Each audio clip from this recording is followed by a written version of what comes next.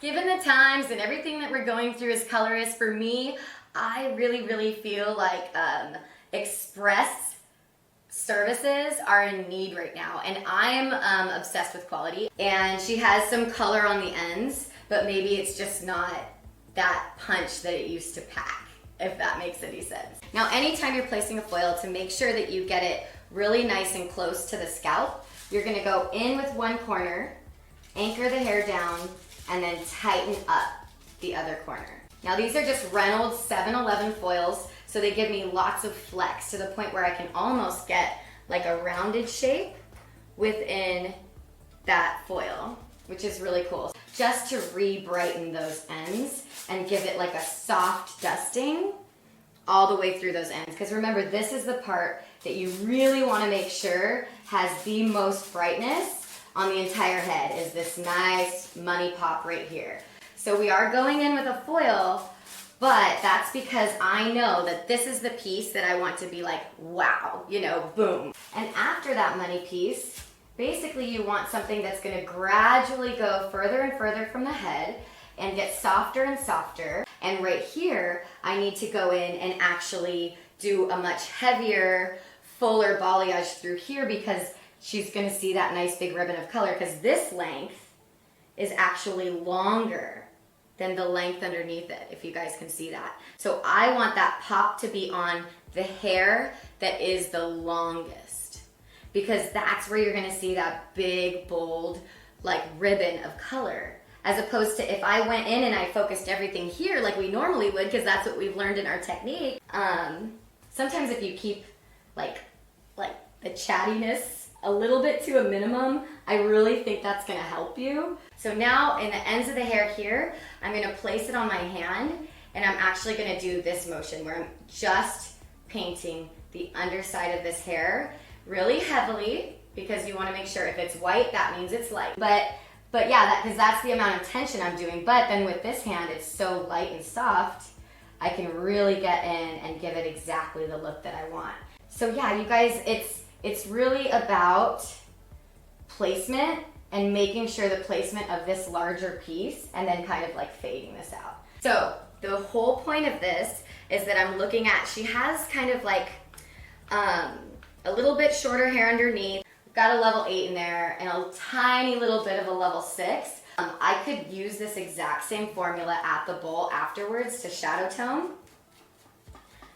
but I'm actually only color melting her crown. So because it's lighter, it's a lighter shade than what her base all over is, I'm able to erase that line of demarcation without feeling like I have to go through and put like a level 4 or 5 all over her head. Am I gonna just go in with my regular root smudge, or I'm gonna look at the warmth in her hair, include some of that warmth in my formula? So I'm going in and I'm applying heavily where I want to cover at the root, and then I'm feathering it into her roots and then feathering it down into her ends. It's gonna be a big ticket thing, but right now you gotta think about your priorities. Are your priorities to get all, I'll tell you what they are.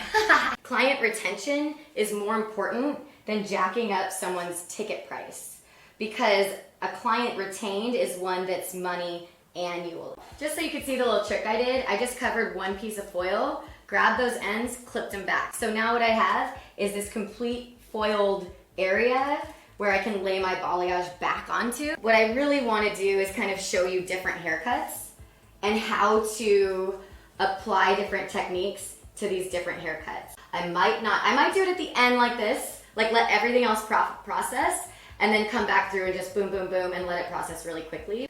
And I want this balayage piece to be this beautiful, kind of have like mid-tones and have tones that go from that bright, bright, bright, bright blonde in through some like softer levels. You know, it's like a really soft effect, because the bigger the sections you take, you have to understand that there's gonna be way more low light in between, because you're just painting that surface area.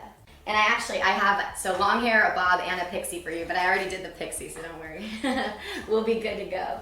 Like I said, I've got a lot of doll heads, but they all have a lot done to them already. Then you can do the color, and she wants to brighten it up and just give it dimension so that it doesn't feel flat. So for her, after you do the haircut, you can very easily assess where things are gonna fall. And I definitely recommend going off of her natural growth pattern. Now, if I did a partial weave on this client, and I went in the same way that I do all of my clients, right? And I did a hairline detail, and then I went up through and just did a partial highlight. So what you want to think about is, okay, I'm not gonna color all of that hair that she's not gonna see. This way, when you get to the bowl, you could use something that's, you know, more of like a liquid application, and you could just like smudge, smudge, smudge, and she's done. So the toning could be like in 10 minutes. Because literally this is gonna cover everything. So I'm gonna make sure that the hair that I highlight underneath is gonna be a little bit more bold, a bolder slice. Because it's almost gonna act like a shine line, but it's gonna appear like a highlight. So that's where I wanna start my foils, because I'm looking at the haircut and I'm looking at where it falls. And typically I would give it like a little bit of a tease, but I'm actually doing a bit of surface painting.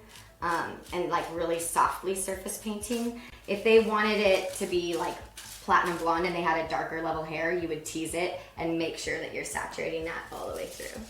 Like, it's gonna take you forever, and there's definitely, and sometimes it gives you less of an effect because there's so much, you really have to retrain them a little bit and tell them like, dude, things have changed since quarantine.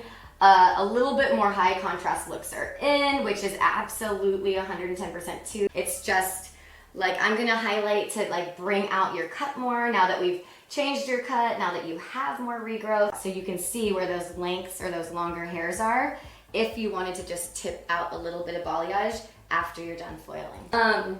And then once, it's all about applying it to make it move faster, because the thing about color is you gotta let it process. The only way that you can cut down on time and still have quality work is by really thinking it through.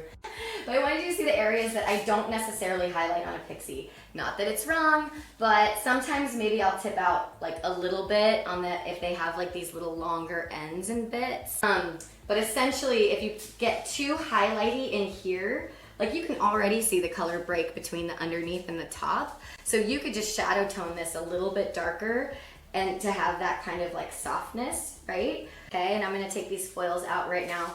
I would never do this to a client because literally the bleach is gonna be like on her face. But I'm only doing it this way so you guys can see like the parting already.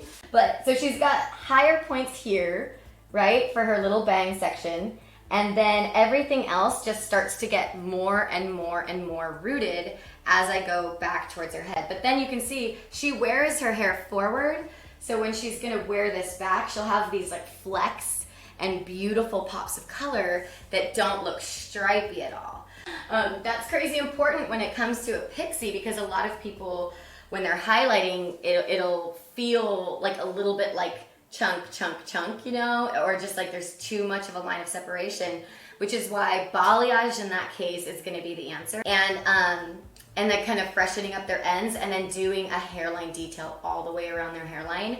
No balayage, everything in foils, because if you have a really dark natural and really blonde ends, you have the ability already in your mind to create these express looks for each one of your clients. So please just open up your mind, every client that sits in your chair, and think about, how can I take everything that I already have inside of me? So that's what I mean by, like, if somebody has a really dark level and then you balayage them, you're gonna end up making a lot more work for yourself, right? So you are gonna have to utilize your foliage, and you're gonna have to formulate appropriately, but what is their haircut?